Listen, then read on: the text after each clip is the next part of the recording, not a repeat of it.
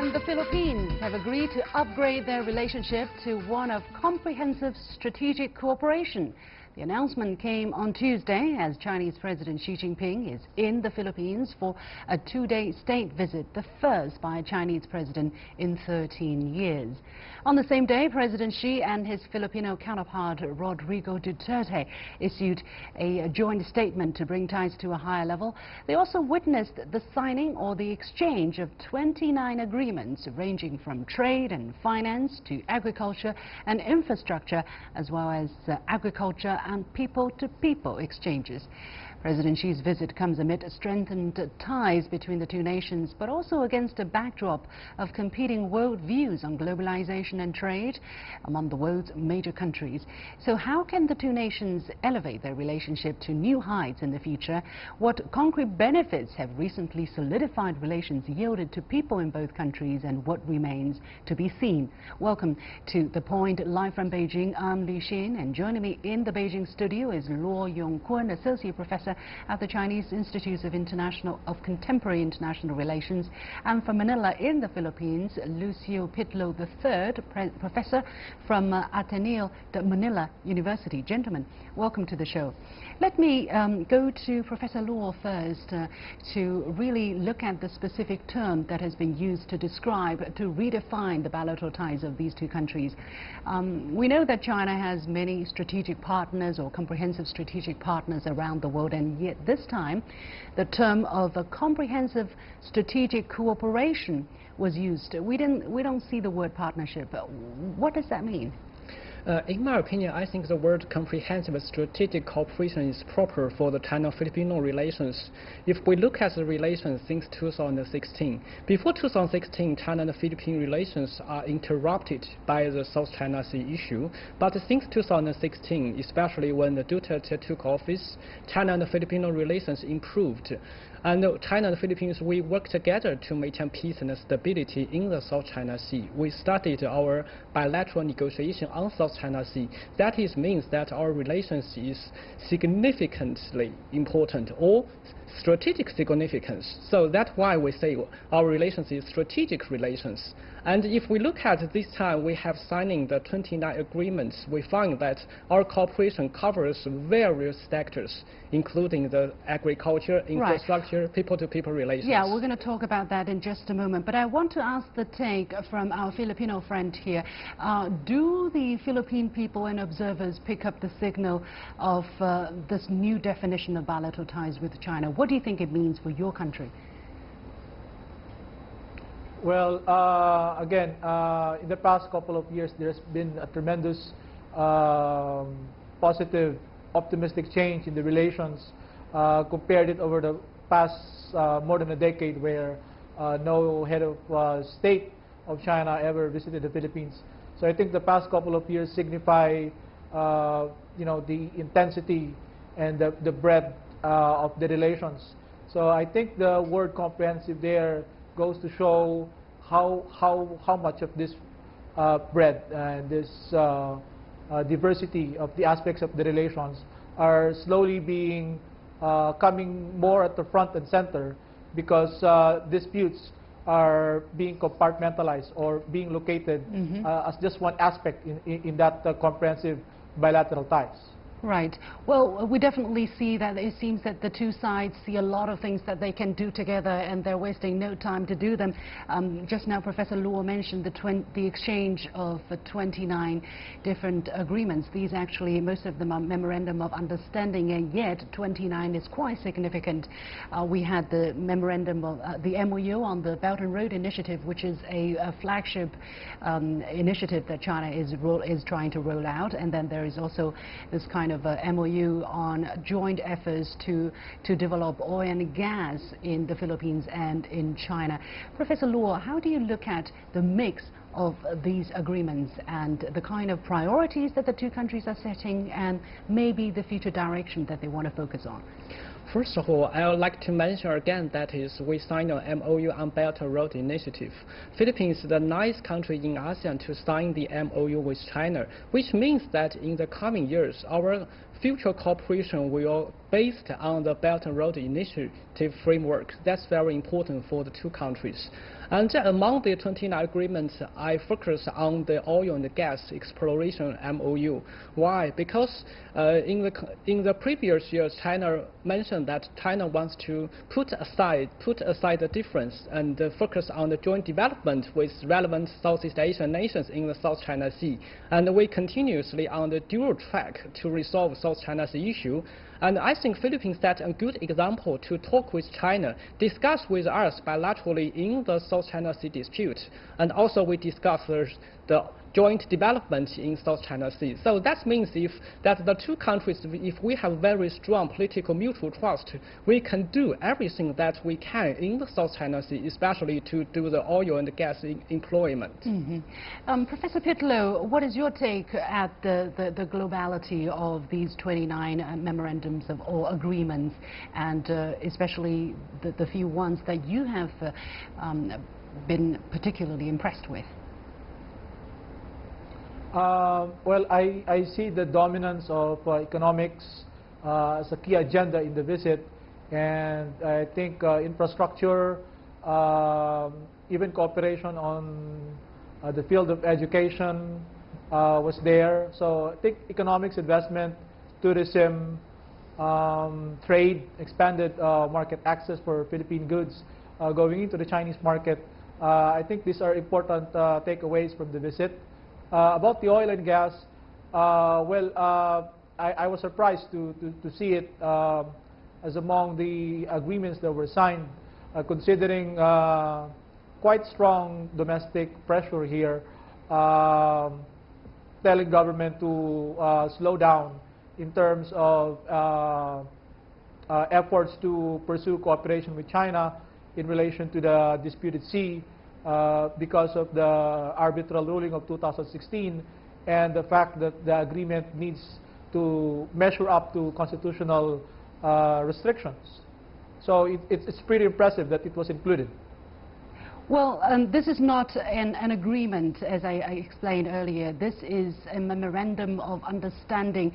Do you think it is expressed in this action President Duterte's vision in the need that these potential resources have to be tapped into as quickly as possible now that the two countries have come to a positive atmosphere in interacting with each other, Professor Pitlow? Sure. So I think energy security is a major motivation for Philippine government to find ways to come up with a framework which would allow for joint exploration, and if resources were really found in commercial quantity, to pursue the logical follow-through, which is development or exploitation of these resources. So the aging Malampaya field of the Philippines, which is the biggest natural gas field, not far from Palawan. It's also in the West Philippine Sea. So the prospective areas where offshore oil and gas can be extracted from are in the areas being contested by other claimants, including China. So a framework that would allow for both sides to set aside disputes and pursue practical cooperation. In this case, resource cooperation would be something that the Philippine administration under Duterte would like to leave a legacy in terms of taking the initial steps to kickstart a potential joint development. Well, I think it is, address the looming energy crisis in the Philippines. Yeah. Well, I think China has this kind of experience in dealing with other countries as well, that when there is a border issue, you set aside the differences and jointly explore that region without having to be bogged down by these disputes, so that you can continue to go ahead and jointly develop that area and make use of the resources available, and let ourselves more time in dealing with the political issues later. So I think it is also worth noticing that President Xi named 4 things that he thinks that China and the Philippines have to do in order to strengthen their ties. He talked about deepened political mutual trust, he talked about enhancing practical cooperation, and he talked about strengthening people-to-people relations. Plus, he also talked about the 2 countries joining hands to deep East Asian cooperation. Professor Luo, from what perspectives do you think President Xi has come up with these 4 things? I think President Xi wants to say to the international community that the China-Filipino relations now is significant, important. Why? Because that our relations is not just significant for the bilateral relations, but also for the region. That's why the President Xi mentioned that our relations we strengthen our cooperation in the East Asia. Because China and the Philippines now, we cooperate in the South China Sea. South China Sea is not a bilateral issue, but a strategic issue that we can maintain peace and stability in the South China Sea, and also we can have a lot of cooperation in Southeast Asia. And the Philippines now is a coordination country for China-ASEAN relations. So that China wants to coordinate with Philippines in China-ASEAN relations. China will support Filipinos to become the coordinator in the coming years to push forward the ASEAN-based mechanism cooperation, to push forward the regional integration. That's why we mentioned that China-Filipino relations is strategically very important. Yeah. Professor Piplo, how do you look at the 4 things that President Xi listed? I mean, the first 3 is concerning bilateral relations, right? Deepening political trust, strengthen people-to-people relations, and practical cooperation. And the last one having to do with regional issues. Do these priorities resonate with people and observers in your country? I do think those 4 points are very valid and also very relevant. Again, the first one is a recognition that the return of spring after a prolonged winter in the relations is much of a very recent development, and for many years those relations remain underdeveloped and much room for improvement. Mm-hmm. So I think deepening mutual trust at the highest levels, political leadership of both sides, goes to show that if that can be sustained, then it's a very important ingredient in ensuring that relations between both sides will continue to go with the present positive trajectory. People-to-people ties are also very important because it's an investment in the future.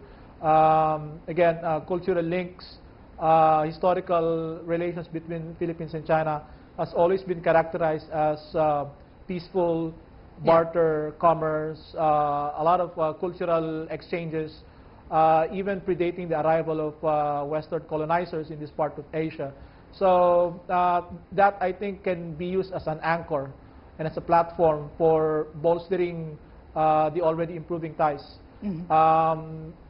Expanding areas of cooperation on the practical side is, I think, also a very salient suggestion, because I think it goes to show that if the disputes is only one aspect of the relations, and it would be unwise for both sides to focus too much and get fixated with these difficulties, the political and security aspects, and the territorial and maritime disputes over the features and waters in the West Philippine Sea.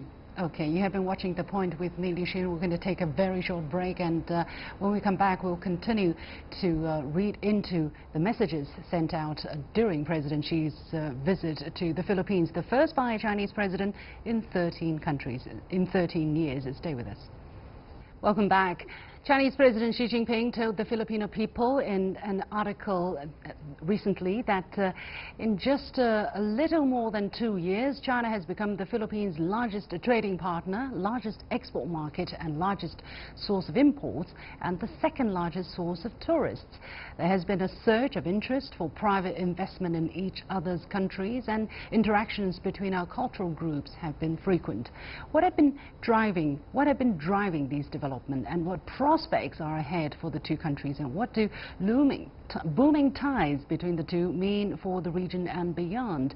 Joining me now in the Beijing studio is Su Hao, Professor and Director of the Center for Strategic and Peace Studies at China Foreign Affairs University, and still from Manila, Lucio Pitlow III, Professor from Ateneo de Manila University. Welcome, Mr. Su, and many thanks to Professor Pitlow for staying with us. Now I want to zoom out a little bit and look at the relationship between China and the Philippines from a broader perspective. And I want to touch upon the Belt and Road Initiative, as that is one of the 29 agreements that was exchanged under the watchful eyes of the presidents of the two countries. Now, the Belt and Road Initiative was actually trashed by U.S. President Mike Pence during a very recent APEC economic summit, where he said that we don't drown our partners in a sea of debt. We don't coerce or compromise your independence. The United States deals openly, fairly. We do not offer a constricting belt or a one-way road. However, yet it seems that against that kind of warning, the Philippines president is very much keen to jump on board on China's Belt and Road Initiative. Professor Pitlow, what are the rationale behind Professor Duterte's attitude? Well, one of Duterte's flagship programs is the Build, Build, Build. So it's an ambitious program to improve and address the infrastructure deficit in the country and increase public spending for infrastructure and public works to about 5 to 6% of the GDP until 2022, his last year in office. So improving investments in infrastructure will go a long way in improving the competitiveness of the Philippines, which will enable us to attract greater foreign capital, can generate jobs, and improve our overall economy. So I think this Build, Build, Build program jives well with the physical connectivity aspect of the Belt and Road Initiative. So I think to that extent, we would see President Duterte engaging President Xi in this regional initiative to connect Eurasia, Africa with China. Professor Su, what can China offer under the Belt and Road Initiative that the U.S. cannot possibly? Well, actually, we know that Filipino is their ASEAN country. Number one, regarding our bilateral relations for the Belt and Road cooperation, Philippines is in front of China around South China Sea. So as our Filipino guest mentioned, that regarding the infrastructure building, which is the major field for the cooperation regarding the Chinese Belt and Road Initiative. So in this field, China and the Philippines has very good cooperation, and the Philippines is a good market for China regarding infrastructure building. And number two, we know that Philippines is the major role player around the maritime ASEAN country in a growing part of ASEAN. So China and Southeast Asian country around South China Sea, which is also very important for China's step forward down to the Southeast Asian country regarding the maritime cooperation, regarding the Belt and maritime road, Silk Road cooperation. So Philippines is first step for China to enhance our cooperation. And then number three, we know that Philippines will be their chair for the coordination between China and ASEAN countries. So ASEAN as a whole for the East Asian Economic Community building. So Philippines will be still very important to be a bridge between China and ASEAN regarding cooperation. But what will the Belt and Road Initiative bring to the Filipino people, Professor Su? Of course, Philippines and China, we share, like President Xi Jinping mentioned, that we have a blood relation with each other in the history. So we have the blood relation, we have the cultural relation, we have the people-to-people relation, very much close with each other. So in history, already have the long time traditional cooperation since the ancient time. And recently, I mean, after the end of the Cold War, China and the Philippines, they're going to people-to-people relations. we have very much closer with each other regarding the private sector's cooperation, regarding the tourist cooperation, even regarding their, the families' interaction with each other. Okay. Right. Well, as our Filipino guest pointed out, this Build initiative is the centerpiece of President Duterte's economic strategy, and yet some Western observers have questioned the validity of this project so far, saying that out of the 75 flagship projects, only 3 have actually broken ground. Professor Pitlow, what is going on here? Is this really the true picture, or are we likely to see more projects breaking ground with China's Belt and Road Initiative being part of, playing a supporting role to the strategy? So China and particularly the Belt and Road Initiative will help about 30% of the projects outlined for the Build program. So that goes to show how significant the role of China is. But that also goes to show that other players are also very much being engaged by the Philippines. So Japan, ADB, other countries are also stepping up in terms of their infrastructure drive and also commercial sources. So again, the Build program of Duterte will have synergies with regional connectivity initiatives being pursued by other countries, including that of China. In terms of the delays and the setbacks, I think much of the reason behind them are attributable to bureaucratic and administrative bottlenecks. So this highlights the importance of improving the absorptive capacity, the capability of the concerned agencies that would be executing or implementing the project to do more in terms of project preparation, feasibility study, and also, most importantly, the procurement of the right-of-way. So I think in the past couple of years, a lot of projects between the Philippines and China have been agreed upon, but the delays are largely attributable to factors that are beyond the control of top political leaders. So I think that has to be considered also. Let's also zoom out a little bit again. I tried to do that in the beginning, but let's look at the Eastern Asian scenario. For China and the Philippines to come closer and continue to do that in the future, what is that going to do to the regional situation for ASEAN, for the regional countries, and also for countries outside of the region, such as the United States, who has had many traditional allies in this region for many years? Professor Su. Well, China and the ASEAN countries, we are the strategic partner with each other for more than decade years. And China and ASEAN, we already have the free trade areas agreement, and now we escalate our partnership with each other into from the golden age into the diamond age. So Philippines is really a major part role of the ASEAN country. So now it will be the open door for China and ASEAN enhance our cooperation for the next stage, for enhance our cooperation between China and ASEAN. So I have to say that Philippines, they are very important role players in the China and ASEAN's, community of shared future. What about for countries outside the region, for the United States, for instance? What would China and the Philippines forging a comprehensive strategic cooperation relationship mean to the United States? Well, we know that United States and Philippines are the allies with each other. Traditionally, there has been security cooperation with each other for many years. In particular, recently, we got in the South China Sea, backup from the United States. Philippines have some problem with China, but Philippines pays the cost because of South China Sea dispute with China, backup from the United States. So Filipinos aware that something from this kind of lessons, that if they stand up with China around South China Sea, that would be not good for the Filipinos regarding strategic interest. But if we enhance cooperation, not economic, but also the security with China, so there will be the win-win structure between China and the Philippines. So United States is not real good at for the American or for the Philippines strategic interests, but China. So the reason why we define our bilateral relation in the strategic relation with each other. Professor Pitlow, your take to this question.